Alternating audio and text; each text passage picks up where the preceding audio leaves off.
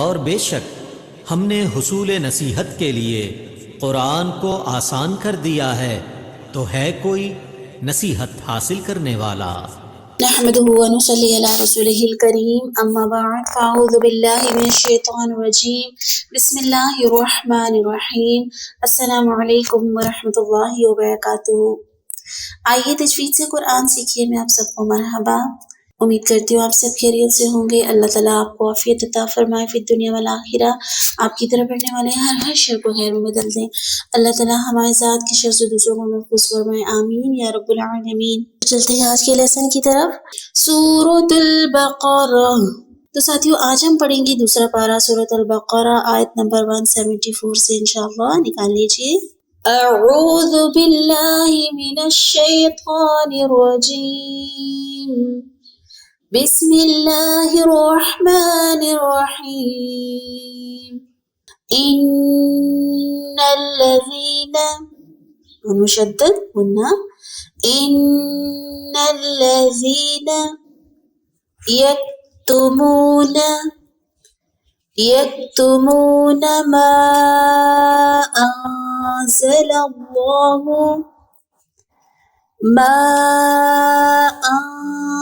اللہ ما، دیکھیں مد ہو رہی ہے، اور کون سی مد ہے؟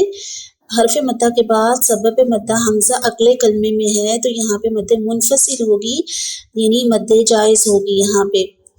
ما انزل اللہ من الکتاب ویشترون به ثمنا قلیلا۔ ثمنا تنوین کے بعد فوراً اگلا حرف قاف ہے، قاف حروف حلقی میں سے نہیں ہے، یہاں آواز چھپائیں گے، اکفا معلون نہ کریں گے۔ ثمنا قلیلا، یہاں پہ بھی لام کے اوپر تنوین ہے، لیکن آواز نہیں چھپا رہے کیونکہ آگے حمزہ ہے، حمزہ حروف حلقی میں سے ہے، اظہار حلقی کریں گے۔ قلیلا اولئک،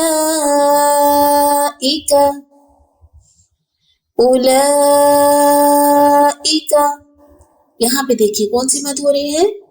مد متصل یا منفصل؟ مد واجب یا مد جائز؟ کون سی مد ہو رہی ہے یہاں پہ؟ یہاں پہ حرف مدہ کے بعد، یہاں حرف مدہ الف سے پہلے زبر، واو ساکن سے پہلے پیش، یا ساکن سے پہلے زیر میں سے تو کوئی حرف نہیں آ رہا، لیکن کھڑی زبر آ رہا ہے، کیونکہ کھڑا زبر جو ہے وہ بھی الف مدہ کا قائم مقام ہے، تو یہاں پہ کھڑے زبر یعنی حرف مدہ ہے، اس کے بعد سبب مدہ حمزہ اسی کلمے میں ہے، تو مد واجب ہوگی یعنی مد متصل ہوگی۔ اولئک ما یأکلون فی بطونہم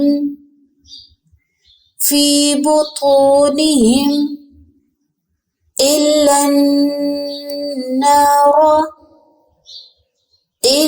النار ولا یکلمہم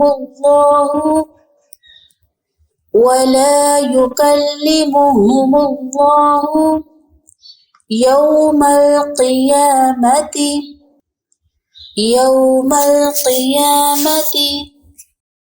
ولا یزکیہم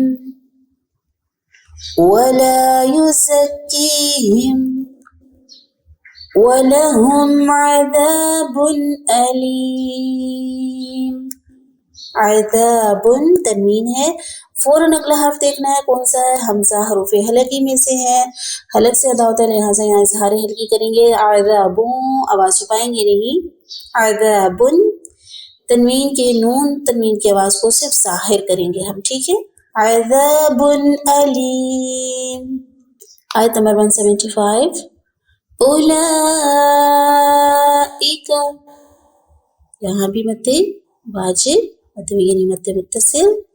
اولئک الذین اشتروا الضلالۃ أولئك الذين اشتروا الضلالة بالهدى والعذاب والعذاب بالمغفرة فما أصبرهم فما أصبرهم. یہاں پہ بھی مد آ رہی ہے اور یہ کون سی مد ہے؟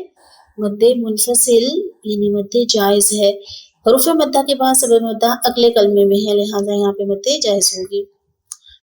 فما أصبرهم على النار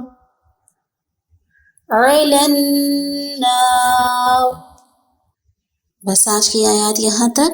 ایک بار ان کو پھر سے دیکھ لیتے ہیں. بسم اللہ الرحمن الرحیم.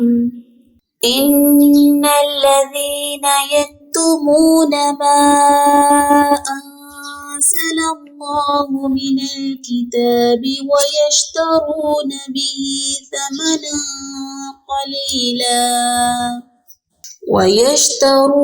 به ثمنا قليلا أولئك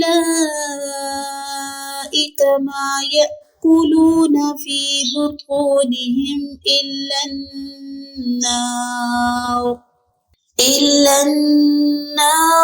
ولا يكلمهم الله يوم القيامة ولا يزكيهم وَلَهُمْ عَذَابٌ أَلِيمٌ. أُولَئِكَ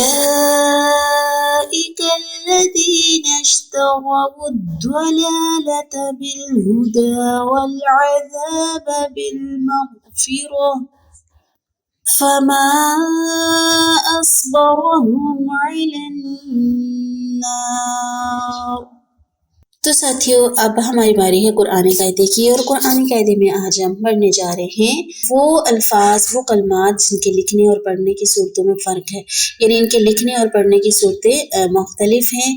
تبدیل ہونے والے الفاظ آپ کہہ سکتے ہیں، لکھنے میں کچھ اور آتے ہیں اور پڑھنے میں کچھ اور وہ کون سے الفاظ ہیں ہم ان کی مشق کرتے ہیں.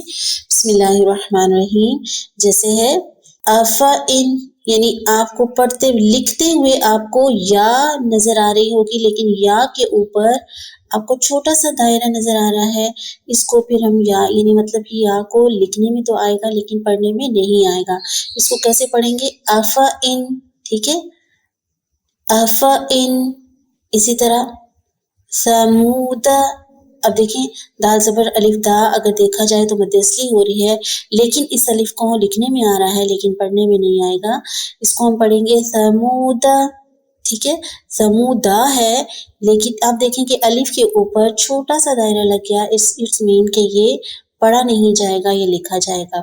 ہوتا ہے نا جیسے کچھ حروف انگلش میں اگر ہم پڑھتے ہیں تو کچھ سائلنٹ حروف ہوتے ہیں، تو یہ انہی میں سے. اسی طرح یہاں پہ بھی اگلا حرف ہے وَمَلَائِهِ، لکھنے میں آئے گا لیکن پڑھنے میں مَلَئِهِ. جس حرف کے اوپر دائرہ لگ جاتا ہے تو اس کو نہیں پڑھا جاتا.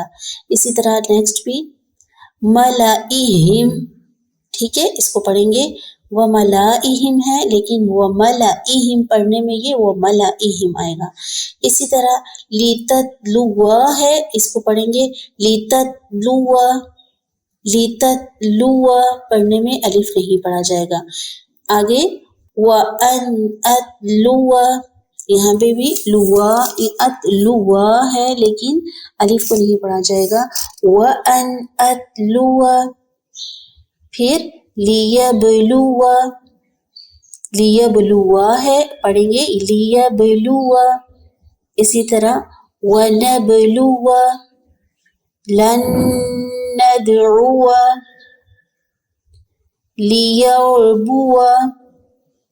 لیربو. اسی طرح مئتن، کیسے پڑھیں گے اس کو؟ حمزہ الف کو چھوڑ دیں گے مئتن.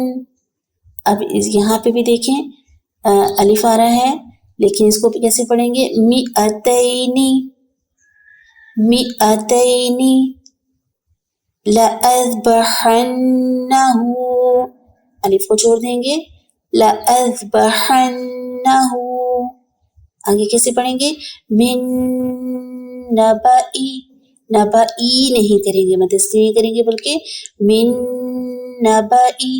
तो इसी तरह अजीज साथियों कुरान पाक में जहाँ भी इस तरह से हर्फ आएगा और कुछ छोटा सा दायरा आपको नजर आएगा, वहाँ पे हम लिखने की सूरत और होगी लेकिन पढ़ने की सूरत और होगी। ठीक है, उम्मीद करती हूँ आपको समझ आ गई होगी। अगर नहीं समझ आई इसको बार बार सुनिए, इंशाअल्लाह देखिए समझिए, इंशाअल्लाह आपको समझ आ जाएगी। अल्लाह ताला कुरान में फरमाते हैं कि हमने कुरान पाक को समझने के लिए आसान कर दिया है। कोई है जो इससे समझे? तो अल्लाह ताला ने तो आसान कर दिया। अल्लाह ताला हमें भी वो समझ बूझ अता फरमाए। अल्लाहुम्मा फ़क़्हिना फ़िद्दीन, अल्लाह हमें दीन की समझ बूझ अता फरमाए। और अल्लाह जिसके साथ भलाई का इरादा करता है उसे दीन की समझ अता फरमाता है। अल्लाह रब्बुल इज़्ज़त हमारे साथ भी भलाई का इरादा कर चुके हैं, हमें हमारे हाथों में कुरान देकर। बस अल्लाह हमें इसे थामने वाला और इस्तिकामत वाला बनाए, आमीन। अपना बहुत सारा ख्याल रखें। जज़ाकुमुल्लाह खैर। सुब्हानकल्लाहुम्मा व बिहम्दिका नशहदु अल्ला इलाहा इल्ला अंता नस्तगफिरुका व नतूबु इलैक। अस्सलामु अलैकुम व रहमतुल्लाहि व बरकातुहू।